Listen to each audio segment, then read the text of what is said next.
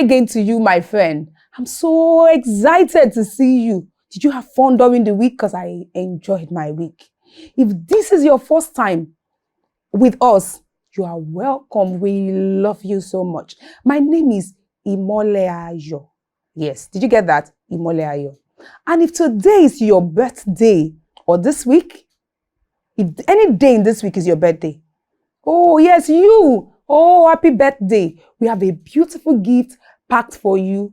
Just watch out for that gift in a minute. Happy birthday to you. Happy birthday, happy birthday, happy birthday to you. Welcome back. Did you enjoy our gift? All right, so now let's pray. Our Father and our Lord, we thank you for the gift of our friends that are joining us for the first time and the gift of our beautiful friends that are celebrating their birthday. We ask, Lord, that you give them a beautiful birthday gift in Jesus' name. Amen. Yes, so now it is time for us to go into the lesson proper. But before we go into the lesson proper, we have to introduce the lesson. Our topic for today is a very exciting one, and it's titled The Beautiful Queen Esther. The beautiful Queen Esther. Imagine a very beautiful lady that is a queen called Esther. Yes, who is Esther? Yes, she's Esther. That's the story of Esther. That's how your name came about, the beautiful Queen Esther.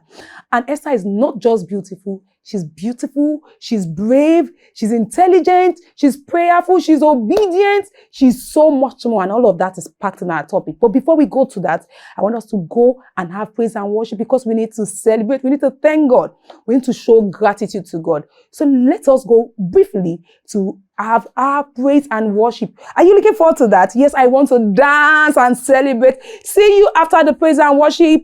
Enjoy!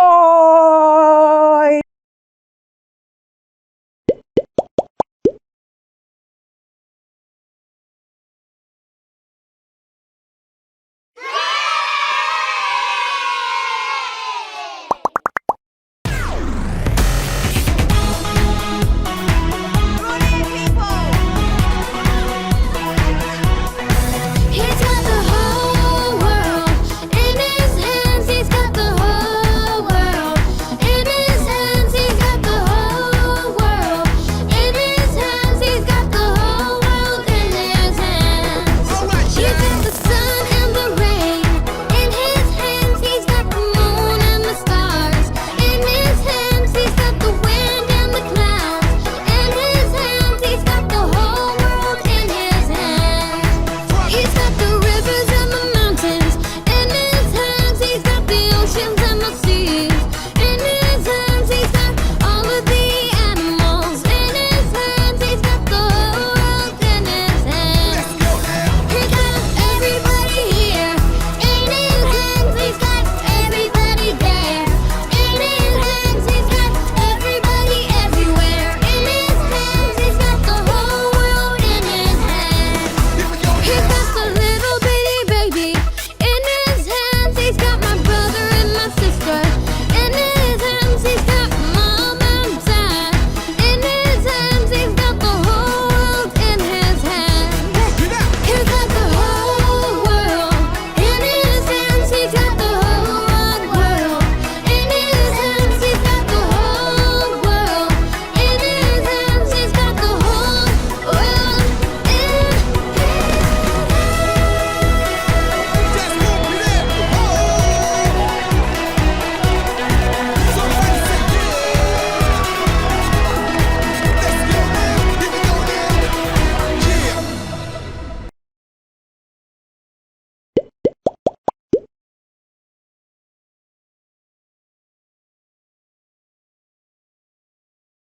Welcome back.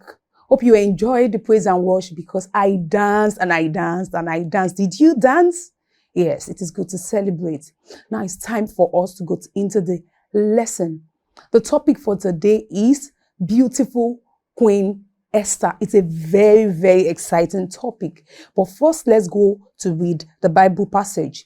The Bible passage can be found in the book of Esther, chapter 4, from verse 6 to 17, and chapter 5 from verse 1 to 4.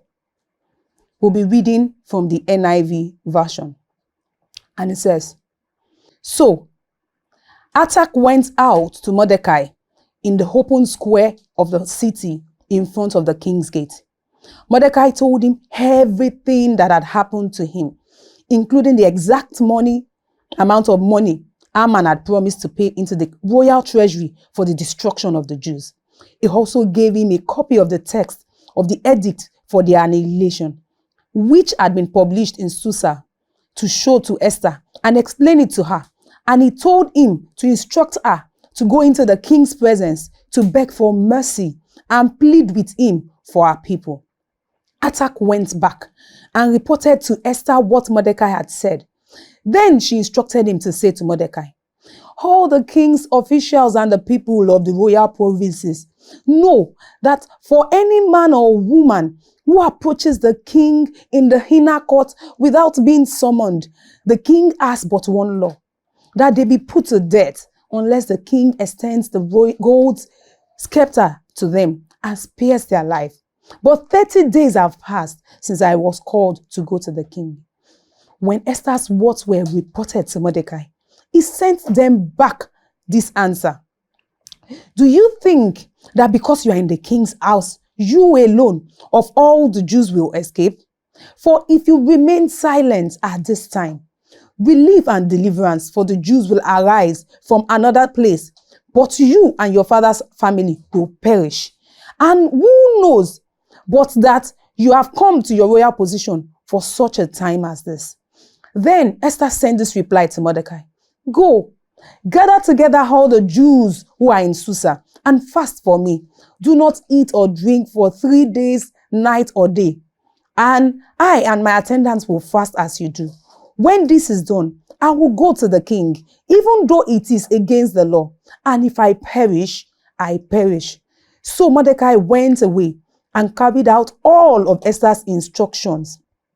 On the third day, chapter 5, on the third day, Esther put on her royal robes and stood in the inner court of the palace in front of the king's hall. The king was sitting on his royal throne in the hall, facing the entrance. When he saw Esther standing in the court, he was pleased with her and held out to her the gold scepter that was in his hand. So Esther approached and touched the tip of the scepter. Then the king asked, what is it, Queen Esther? What is your request? Even up to the half of the kingdom, it will be given to you. If it pleases the king, replied Esther, let the king, together with Haman, come today to a banquet I have prepared for him. Who followed through? And it was a very long passage, but it is good to read the Bible. It is good that you follow through this. How many of you have a Bible? You should get one. So now to the topic. This topic is a very interesting one because it has so many lessons to be learned. There's a lesson about how we should not be angry, how we should not be wrathful, how we should not be bitter, how we should learn to pray, how we should know that God is always intentional about our life. Because it is the story of how a very, very innocent young lady was just living her life. And then somehow, through her life, she was able to save a whole tribe. Like saying, you're able to save all the Nigerians in the US. That's what Esther was able to do. So now to the story. It's a very interesting one. I want you to pay serious attention. So it happened that there's a beautiful lady called Esther. She had an uncle called Mordecai. Now, Esther had no parents, so Mordecai was like her father. He raised her up. And they were living in Susa. Susa is like, they're not in their country. It's like when Nigerians leave Nigeria and go to the US just to survive because things are not so good in Nigeria, like Japa. Yes, Esther Japa, she was in another country. And while she was in that other country, they were not really recognized the way some people don't recognize Nigerians. And they say, Nigerians, no, we hate Nigerians. We hate Nigerians. That's the way they hate Jews too. And Esther is a Jew. So something happened. The king had a banquet. The king in that land, he had a banquet. And he called his wife, Queen Vashti. Ask her, come, my beautiful queen, and come and show your beauty to all my people. But you know what the queen did? What that king's queen did? She refused to come. So the king was very, very angry. So when the king was angry, he was so angry. He said, you know what? If this woman has decided that she was not going to come, I think the thing is this, I'm going to remove her. Some other men to start with him and said, let us remove her before other women begin to copy her. So they removed her from being queen. And the king said, I will get another queen from amongst the people. So an announcement was made. Everywhere, go everywhere. Anywhere you see a young, beautiful lady, tell them that they can come if they are beautiful, so that they will come to something like a contest or something where the king will look at the beautiful ladies and choose who he wants. So that's how Esther joined it. When Mordecai heard about it, he called Esther and said, Esther, prepare for this, because Esther is very, very beautiful. And that's why the topic is beautiful Queen Esther. But then the only thing about Esther was not just her beauty. There was much more to beautiful Queen Esther than her beauty. So Esther joined. But then because Jews, just like the way you see Nigerians, if you're in Nigeria, they will not give you the passport. So Jews too, people don't, it's not like everyone really likes them or fancies them like that. So Mordecai was being secretive and said, you know what, Esther, don't even tell anybody you're a Jew so that it won't be a problem. Just go there normally. Don't say you're a Jew. So Esther went to the context. She hid her identity. She didn't say she was a Jew. She joined the context. And you know, when Esther got there, she found favor before everybody. And she was obeying those people. Whatever they tell them to do, that's what Esther does. Even there was a point they were supposed to take something. They said they can pick anything they want. Esther picked only the things that the person that coached her told her to pick. So she was very obedient and everybody liked her. And so they used to give her, so at times they would put her in the best position because this lady is very, very calm and obedient. And that's how it got to the point that the king met with her. And the king also liked Esther and was like, who is this beautiful lady and calm lady? And the king made Esther queen. That's how the Jew Esther became a queen. But then don't forget that Esther had not told anybody that she was a Jew. So she was in the palace. And you know the king, you remember what made the king remove the previous queen? Is that he made a law. He said, come to me. The king's word, you can't change it. The king said, come to me. And she didn't come. That's a crime. That was like a big deal. So Esther became the queen. And she was there and she had her uncle. Her uncle was working in the king's palace. And then it happened that, you know, there was one particular man named Aman. Aman was one of the officials in the king's palace. You know, he was a big man, a royal, you know, all those people that are like top people. And you know, he was in the palace and then he came down. And as he was going down, he saw that there's a guy that just doesn't bow to him. Because everybody bows and trembles when they see a man. But Mordecai doesn't bow. Mordecai is Esther's uncle. He doesn't bow to Haman. I don't know why really, but then Mordecai doesn't bow to Haman. So Haman was very furious. And then when he asked about, he heard that he's even a Jew. So he was like, no, I hate Jews. Then number two, this guy is not bowing down to me. So Mordecai was already annoyed with Haman. So Haman was already annoyed with Mordecai. So do you know what Haman did? Haman thought that because this guy did not bow to me, look at, yes, he was angry, right? He might say, okay, it's wrong of Mordecai not to have bowed to Haman. Is it wrong? Is it not wrong? It depends, you know. But it wasn't a very big thing. But then Haman took it beyond that and said, you know what, because he just didn't bow to me, I'm going to destroy all the Jews. It's like someone saying that because a Nigerian did not say yes, sir, to me, I'm going to kill all the Nigerians in this country. That's what Haman did because he was very powerful. And that's why it's not good to be wicked, because his power, he wanted to use his power and say, no, I will not only deal with you, I'm going to deal with everybody from your country. Yes. So it happened that because of that, he went to the king. He spoke to the king in a beautiful way and told the king, you know what, sign a law. Put your royal signet on it. So that, you know, there are some people called the Jews. I want them by this time, by the end of the year, let's say like they were in January, by December, a particular day, say like 13th of December, around that time, so that we want wipe out all the Jews. Because all the Jews, they don't obey the laws. They have strange laws. The only reason he had was that their laws are strange. So we should just wipe them out. The king, well, I don't know what happened to the king, but the king agreed, put his signet on it, and they made it a law. So it meant that the Jews were going to die. So that began to spread everywhere. Everybody was scared. And that was what led to that thing that happened that made Mordecai tell people. Mordecai cried. Everywhere that thing got to, when the Jews hear it, they start crying. They start to fast. They start to pray to God. Remember that some of the things that we have learned also, in our previous classes is that it is good to pray because God answers. So everybody started to pray. They started to fast. Whenever people see it, Jews see, they start, God help us. God help us. God help us. And Mordecai too was doing that. And so Mordecai sent some people to Esther, who is the queen, though she didn't let them know she's a Jew. So, and said, Esther, please help us and talk to the queen. That's what we read in that passage. Talk to the king so that they will not kill us. Esther was scared. She said, you know what? The thing there is that, the king, this is what happened to Vashti. You can't just break the law. The law is that nobody can come to the king except he says you should come. And he has not invited me to his presence for like 30 days now. And if I go there, if the king doesn't stretch his royal scepter, I am dead. So she was scared. Then Mordecai said, don't think that because you're in the king's palace, you are safe. Who knows if it is for this reason that God has put you there? So when Esther had that, and that is something we should always note. Where you are now, who knows for what reason God has put you there? Some of you are in a position to help someone and you're not helping the person. There's a person in your class that is not intelligent. You are looking at that person. You did not teach that person. Don't teach the person in the exam, but if the person doesn't understand, why don't you put that person through? Who knows that is why, if that is why God made you intelligent? Some of you have so much, and there are some people that don't have any. Who knows if that is why God has giving you so much so that you can share with others? So let us continue with our beautiful story. So, and that was the message that Mordecai passed to Esther. Who knows if it is for this reason that God has put you in that position? So Esther thought, okay then. And she said, you know what? If I perish, I perish. If the king doesn't stretch his scepter at me, that means I will die. I don't mind. I will use this my position to help other people and not hide. I won't hide away in the face of evil. So Esther said, you know what? But you know what you do? Fast and pray for me. And that's prayer again. So everybody started praying. I told you it is good to always pray no matter what comes up. So when everybody prayed and fasted, Esther went after 3 days.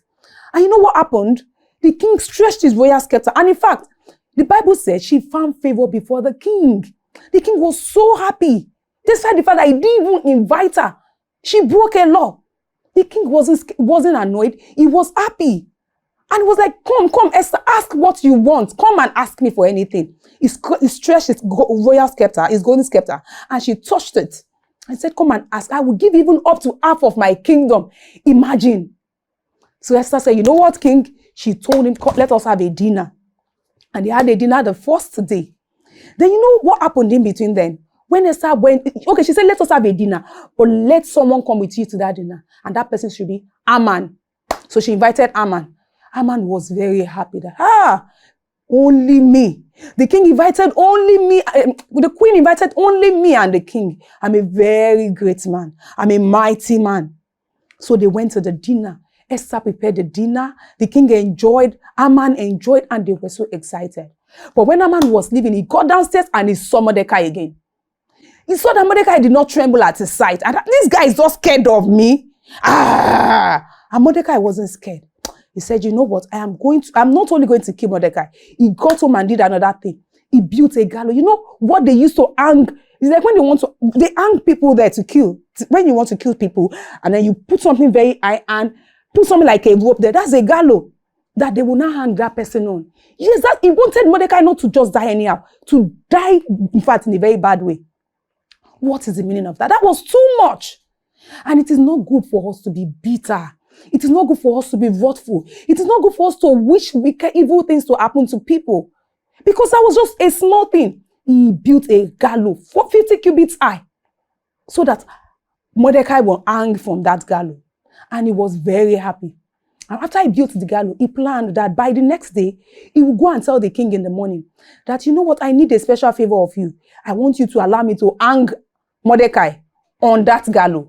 That's despite the first one he has done. He has already got the king to sign that they should kill all the Jews. Oh, he still wanted to go and ask the king that they should hang Mordecai. But something happened that night because they had prayed. What happened was the king just decided to sit down. Something had happened before that the king, there was a time that Mordecai saved the king. He didn't let them kill the king. He saved the king and gave an information that saved the king's life. So the king opened the book of record that night. And when he opened that book, he saw Mordecai's name there. And he was just asking, what have they done to this guy? They said they have not done anything. And the next morning, just as the king was deliberating, what should they do to this guy that we have not compensated for saving my life?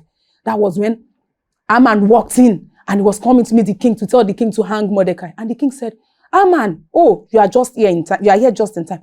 What should I do to someone that has done something that made me very happy? Haman thought the king was talking about him. Haman said, you know what? Let the person ride on your horse. Let the person wear your clothes and let them take the man about and say, this is what is done to the man that the king favors. And the king said, go and do just that. To who? Mordecai, that he wanted to kill. And that is how Mordecai, Haman had to take Mordecai all around the town, saying, this is what is done to the man that the king favors. On the king's horse, Haman was very angry. Haman was bitter. He was furious. Like, I wanted to go and tell them to kill this guy. And oh my, he fell into his trap. Prayer changes things. Can you repeat that? Say, prayer changes things. Yes, their prayer changed things. On that day, Haman was supposed to die, but it was on that day that Haman was put on the horse. So Haman was, Mordecai was put on the horse. Mordecai was supposed to die on that day. On that day, Mordecai was put on the horse. So Haman was more furious. He was like, So he went home. He went to tell his wife, man, oh, I was so humiliated today. I planned to kill this man, but this is what happened. While they were talking about that, Esther asked for another dinner. So they came to call him. Please, so it's time for the dinner with Queen Esther. So they had to rush back to the dinner. And when they got to the dinner this time, Esther spoke to the king after having prayed. And she told the king, please, my king, save me, save my life, and save the life of my people. Someone wants to kill my people. And the person is this wicked Haman. And the king said, Haman wants to kill your people. So Esther explained everything and the king was angry. And when Haman saw that, the king was already angry. The queen herself, Esther, was already angry. Oh, the king was so angry he had to leave that place. And when he left, Haman was holding on to Esther. He went to sit on a chair and he was talking to her. The king came back and saw them. They said, what? You even want to assault my queen? He was angry. He said, take him immediately. Bam, bam. And you know what happened? They took Haman and they were taking him. They wanted to go and kill him. Then someone said, sir, king, Haman has already built one gallows that he wanted to hang Mordecai on. The king said, this bad, go and hang him on that gallows. So they hanged Haman on the gallows where he planned that Mordecai should be hanged. Can you see how prayer changes things? Yes. No matter what happens to us, there's no situation that God cannot change. See how Haman fell into the trap that is set for the children of God. And this was because the children of God, they prayed, they fasted, and they called on God. And no matter what happens to you, no matter what situation you're in, even if when people hate you for no reason, when you pray to God, God can change things so that even their evil plan will favor you. Now, going forward, after that, do you know what the king did? The king now did another law and said, you know what?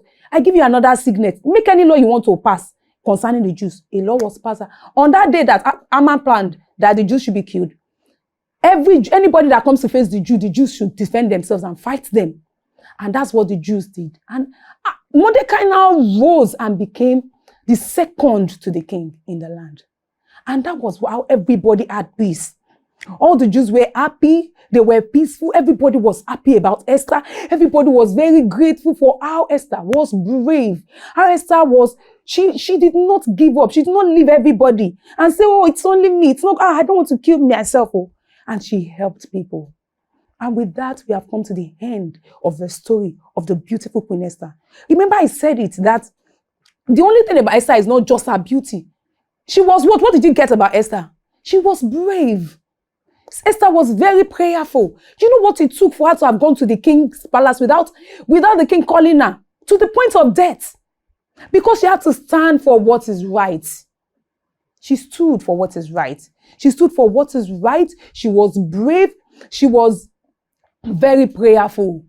And then she was very obedient when the other people were, before she became a queen. It's her obedience that made her queen. It's her obedience that made her queen. Can you see that these are good virtues that we should have? I also want you to pick a lesson. And the lesson is that God is intentional about everything. See how God's just position and everything was just happening and favoring the Jews, even when they planned to kill them. And finally, I want you to go with this. It is not good to be wicked. It is very bad to be wicked. We should not wish people to die. We should not wish to destroy. Even when people offend you, what should you do? You forgive them. Remember, and forgive us our sins as we forgive those who sin against us. That's in the Lord's Prayer. We should forgive those that sin against us. Even if someone does something, don't say, because of that, I want him to fail.